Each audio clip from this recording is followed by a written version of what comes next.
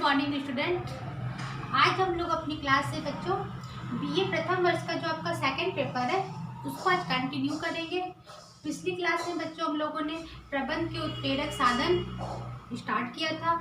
उसमें हम लोगों ने मूल्य, लक्ष्य एवं स्तर की बात की थी, जिसमें हम लोगों ने मूल्य को कंप्लीट किया था और लक्ष्य और स्तर का अभी करना था।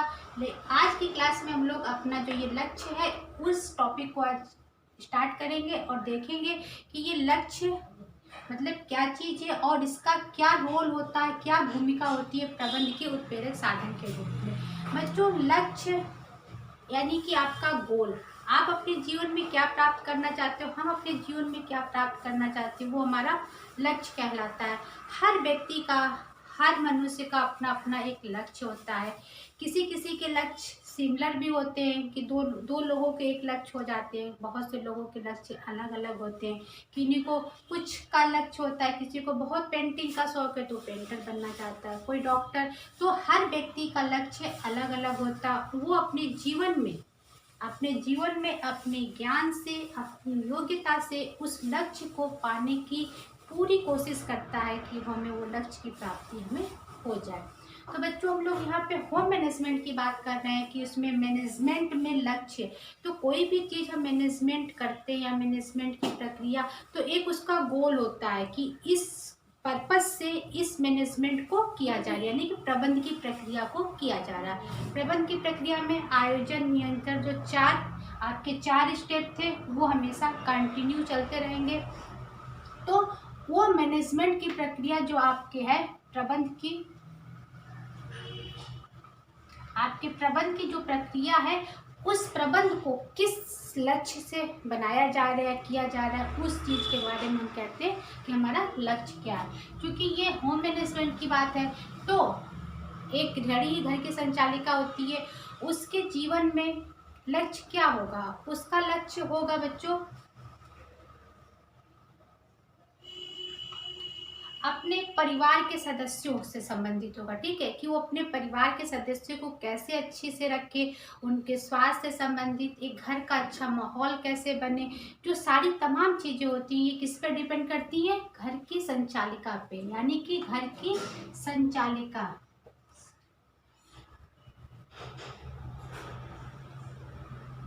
ठीक है, घर की संचालिका तो लक्ष्य निर्धारित करती, लेकिन उस लक्ष्य को पूरा करने में मदद कौन करेगा? इनके जो परिवार के सदस्य हैं, जैसे हम लोग हैं, हम लोग मिलके इनके लक्ष्य को प्राप्त करने में हमारी इनकी मदद करते हैं। तो लक्ष्य आपका क्या चीज़ है, पहले इसको देख लेते हैं कि लक्ष्य क्या है, क्या बताया गया है कि लक्ष्य के बारे में क्या। हम लोगों ने जब मूल्य की बात की थी तो मूल्य को परिभाषित करने में थोड़ी दिक्कत हो जाती है कि मूल्य को आदमी कैसे परिभाषित करे। देखिए, सुख जो है एक मूल्य है, लेकिन इसको परिभाषित करना थोड़ा दिक्कत होती है। लेकिन आप लक्ष्य को परिभाषित कर सकते हैं कि लक्ष्य क्या चीज़ होती है। तो हम लोग यहाँ पे पहले लक्ष्य को देखते हैं कि लक्ष्य क्या चीज़ है। लक्ष्य जीवन के वो साध्य हैं जिनको प्राप्त करने के लिए प्रत्येक व्यक्ति चेष्टा करता है। हाँ, मतलब कोशिश करता है। हर व्यक्ति का लक्ष्य होता है, वो अपने प्राप्त करने की चेष्टा करता है। लक्ष्य एक उद्देश्य भी है, ठीक है, एक हमारा एम है, जिसकी प्राप्ति के लिए मनुष्य अपनी अभिवृत्तियों को परिवर्तित करता है। अभिवृत्तियों मतलब आपका एटीट्यूड, हमारा पॉइंट ऑफ व्यू जो है उसको हम परिवर्तित करते हैं। सपोज दैट अगर हमारा कोई लक्ष्य है, उस लक्ष्य को प्राप्त करने में हमारे कुछ दिक्कतें आती हैं, तो हम अपने आदतों को, अपने ज्ञान को या अपने तरीके को चेंज करके अपने लक्ष्य को प्राप्त करना चाहते हैं। तो लक्ष्य वो साध्य हैं, इनको हम साधन के द्वारा प्राप्त करते हैं। ठीक है, प्रत्येक व्यक्ति चेष्टा करता है। तो ये बात हो गई लक्ष्य की कि लक्ष्य क्या चीज है। बच्चों, लक्ष्य हर व्यक्ति के लिए भिन्न होता है और बहुत से लोगों के लिए सिमिलर भी होता है कि हर व्यक्ति का लक्ष्य एक जैसा होता है।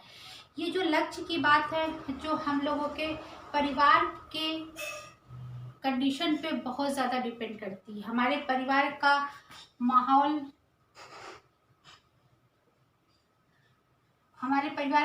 यानी कि आपका जो वातावरण है, उसका आपका वातावरण की कह लेते हैं, वातावरण। ठीक है, हमारे परिवार का वातावरण, हमारे घर की आर्थिक स्थिति, आर्थिक स्थिति, हमारे ज्ञान, हमारा कौशल।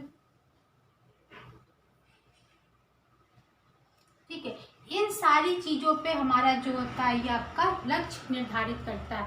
अगर हमको अपने परिवार से, अपने पेरेंट्स से, अपने बड़ों से अच्छी ज्ञान, अच्छी सलाह मिलती है तो हमें अपना ज्ञान उस लक्ष्य में प्राप्त करने के लिए इजी हो जाता है कि हमें समय से पहले जानकारी हो जाती है तो हम उस लक्ष्य को अपने बना पाते हैं। आपका वातावरण, अगर घर का वातावरण हमारा अच्छा है, मतलब सभी लोग एकजुट है, सभी के बीच में स्नेह की भावना है, तो भी लक्ष्य को प्राप्त करना आसान हो जाता है कि हमें लक्ष्य की प्राप्ति हो जाती है। तो ये जो सारे फैक्टर है ये लक्ष्य को भी प्रभावित करते हैं कि लक्ष्य को हमारा कैसे इफेक्ट होता है। तो यहाँ पे निखिल एंड डार्सी ने एक डिफिनेशन बताई बच्चों, सामान्य अर्थों में लक्ष्य वो अंतिम बिंदु होता है जहां तक व्यक्ति एवं परिवार द्वारा कार्य करने की इच्छा रखी जाती है। ठीक है, यहाँ पे इन्होंने बताया कि अंतिम बिंदु यानी कि लास्ट तक हमने कोई लक्ष्य बना लिया, कोई गोल मतलब सोच लिया कि ये कार्य हमें करना है, तो उस कार्य को प्राप्त करने के लिए व्यक्ति और परिवार दोनों, मतलब अकेले तो कोई प्राप्त करेगा नहीं, जो परिवार की बात है, तो परिवार के सदस्य भी मिलके उस चीज को मदद करते हैं। तो परिवार द्वारा कार्य करने की इच्छा रखी जाती है, यानी कि हमारे इच्छा लास्ट तक है कि हम उस लक्ष्य को अपने प्राप्त कर ले, जो भी हमारा एम है। तो ये बात होती है, ये निखिल और डार्सी ने परिभाषा दी है, इनकी डिफिनेशन है कि परिवार द्वारा कार्य करने की इच्छा रखी जाती है। तो लक्ष्य आपका बच्चों की हमें जो प्राप्त करना हमें जीवन में अपने, वो हमारा लक्ष्य कहलाता है। जैसे जब एक नए दंपत्ति विवाह के बंधन में बनते हैं तो उस समय उनका लक्ष्य एक अपना छोटा सा परिवार, अपना एक घर बनाने की होती है। फिर धीरे धीरे वो एक लक्ष्यों की पूर्ति करते जाते हैं और एक नए लक्ष्य को प्राप्त करते हैं। लक्ष्यों की पूर्ति बच्चों दिन प्रतिदिन होती रहती है, एक लक्ष्य खत्म होते हैं फिर हमारे दूसरे स्टार्ट हो जाती है। ये नहीं कि एक जगह पे एक लक्ष्य के बाद हम रुक जाते हैं या हम स्टॉप हो जाते हैं। ये जो हमारे लक्ष्य की प्रक्रिया है कंटिन्यू एक के बाद एक चलती रहती है। हाँ, ये हो सकता है कि कुछ लक्ष्य छोटे होते हैं और कुछ लक्ष्य दीर्घकालीन होते हैं जिनको प्राप्त करने में हमको थोड़ा ज़्यादा समय लगता है, और जो छोटे लक्ष्य होते हैं उनको हम जल्दी स्वतः ही प्राप्त कर लेते हैं। तो लक्ष्य की जो भी स्थिति होती है बहुत कुछ हमारे परिवार पे डिपेंड करती है कि हमको अपने परिवार से क्या मूल्य मिले। हमने मूल्य में बताया था आपको पिछली क्लास में कि जो हमें संस्कार मिलते हैं वो मूल्य हमारे हैं, और उन्हीं मूल्य से हम अपने लक्ष्य को निर्धारित करते हैं। मूल्य से ही हमारे लक्ष्य और स्तर की प्राप्ति करते हैं। ठीक है, लक्ष्य एवं स्तर। ठीक है, मूल्य से ही पिछली क्लास में मैंने बताया था। तो ये मूल्य क्या आपका सबसे इम्पोर्टेंट हो गया, उसी से हमारे लक्ष्य और स्तर की निकलते हैं। तो हम लोग आज यहाँ लक्ष्य की बात कर रहे हैं तो मूल्य से ही इम्पोर्टेंट हमारा लक्ष्य भी हो जाता है। तो ये बात हो गई। अब बात कर लेते हैं लक्ष्यों के प्रकार की कि लक्ष्य कितने प्रकार के होते हैं। ठीक है, पहली बात कर लेते हैं दीर्घकालीन लक्ष्य। दीर्घकालिक लक्ष्य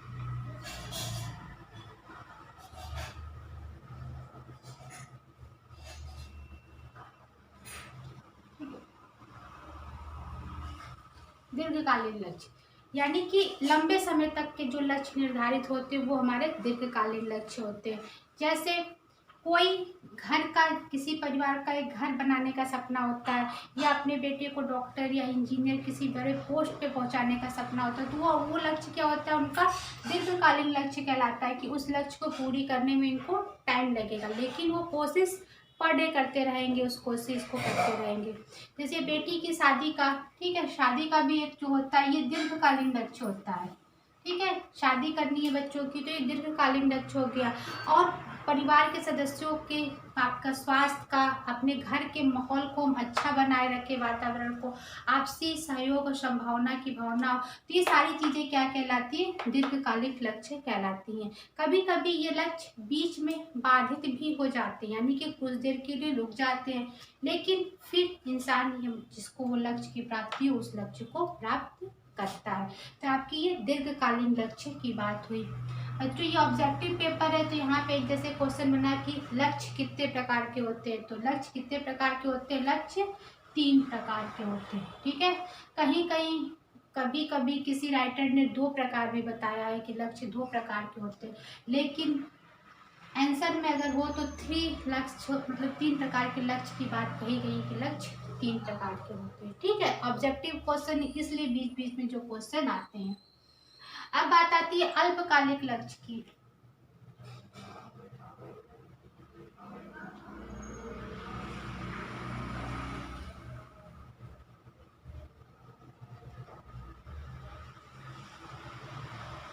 अल्पकालीन लक्ष्य की, ठीक है। तो अल्पकालीन लक्ष्य वो लक्ष्य होते हैं बच्चों जो थोड़े समय में ही पूरे किए जाते हैं। पर डे के जो हमारे लक्ष्य होते हैं, पर डे के हमारे कार्य होते हैं, वो हमारे क्या कहलाते हैं? अल्पकालीन लक्ष्य कहलाते हैं। कि रोज के जो छोटे कार्य होते हैं उनको पूरा करते वो हमारे अल्पकालीन लक्ष्य कहलाते हैं। जैसे दीर्घकालीन लक्ष्य में शादी आती है, तो शादी के लिए हम लोग जो पेरेंट्स होते हैं वो उस पूर्ति के अल्पकालीन लक्ष्य को यूज़ करते हैं, यानी कि पैसों का थोड़ा थोड़ा इन्वेस्टमेंट करेंगे, जो चीज़ करेंगे, तो वो दीर्घकालीन लक्ष्य का जो कार्य है वो अल्पकालीन लक्ष्य में भी हो जाता है कि वो कार्य हमें पूरे हो जाते हैं, अल्पकालीन लक्ष्य में हो जाते हैं। ठीक है, अब बात कर लेते हैं तीसरा, साधन समाप्ति लक्ष्य। साधन समाप्ति लक्ष्य,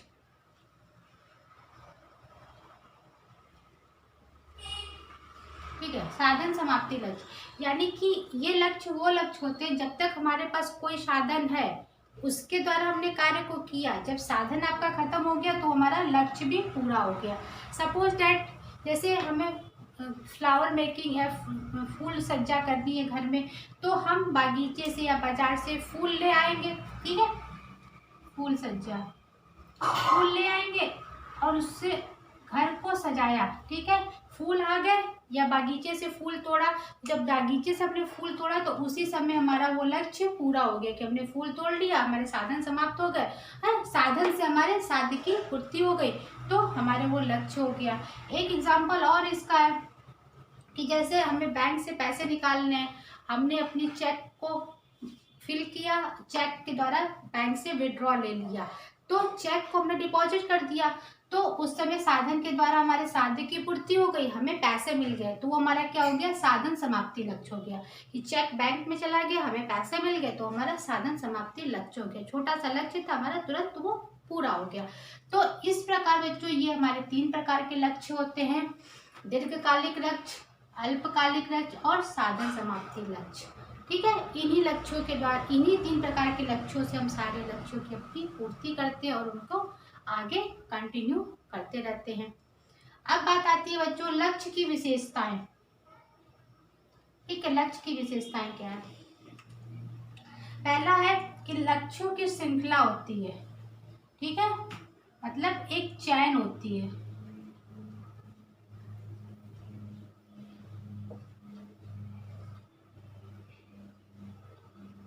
श्रृंखला, ठीक है, यानी कि लक्ष्यों की एक श्रृंखला है, हम उस श्रृंखला में लक्ष्य को पूरी करते हैं। एक लक्ष्य खत्म होता है, जैसे हम लोग पेपर ही, आप कोई क्लास में पढ़ते हो तो पहले हम लोग 6 मंथली पेपर देते हैं, फिर फाइनल ईयर पेपर देते हैं, यानी कि एक लक्ष्य की पूर्ति हुई, फिर दूसरा लक्ष्य आ गया, फिर बीच में आपके उसमें टेस्ट भी होते हैं, तो वो सारी चीज़ें क्या होती है? एक श्रृंखला के रूप में चलती हैं।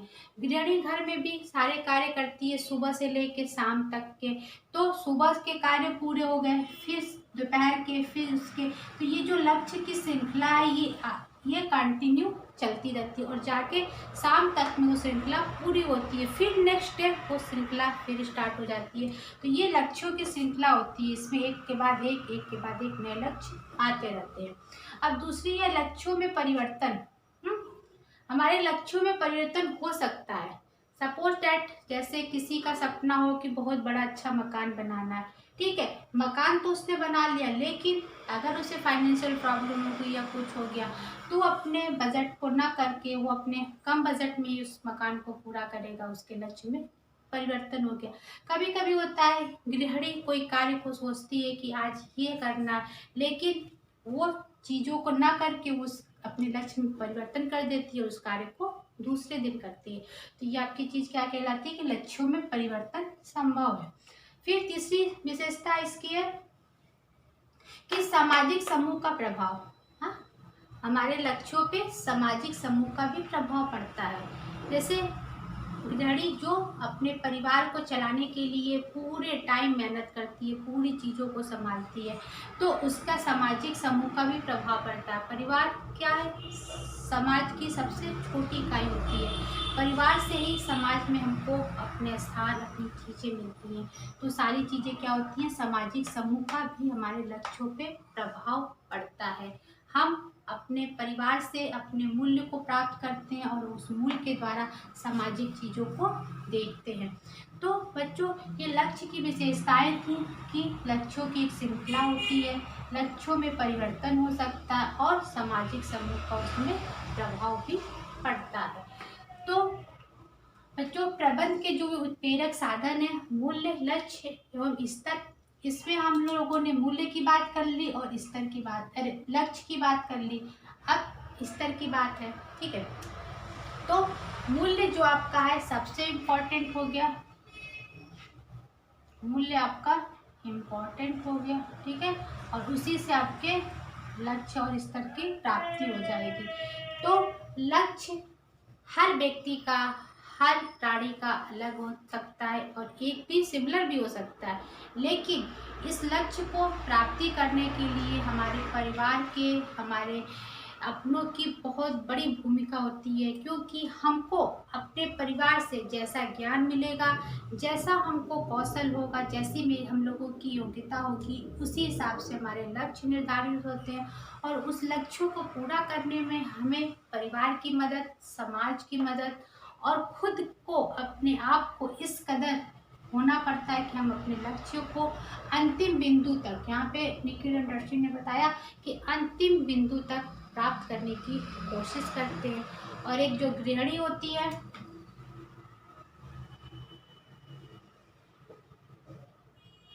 एक गृहिणी जो होती है वो इस कार्य को बहुत ही शिद्दत से पूरे अपने वेग से, अपने मन से करती है, क्योंकि प्रबंध के जो सारे कार्य वो गृहिणी के द्वारा होते हैं और लक्ष्य उसमें उनको प्राप्त करने के लिए मदद करते हैं कि हम अपने लक्ष्य को कैसे प्राप्त करें और गृहिणी उस कार्य को कैसे करें। तो बच्चों, आज की क्लास में हम लोगों ने लक्ष्य को देखा, लक्ष्य के बारे में जाना, लक्ष्य को समझा। अब अपनी नेक्स्ट क्लास में हम लोग बच्चों स्तर को देखेंगे कि हमारा स्टैंडर्ड, हमारा रहन सहन का तरीका किस तरह से प्रबंध के उत्प्रेरक साधन के रूप में हमें मदद करता है, या फिर उस पर ऊपर से उसका प्रभाव क्या पड़ता है। तो बच्चों, आज की क्लास के लिए इतना ही। हम लोग अपनी नेक्स्ट क्लास में स्तर को कंटिन्यू करेंगे। Thank you.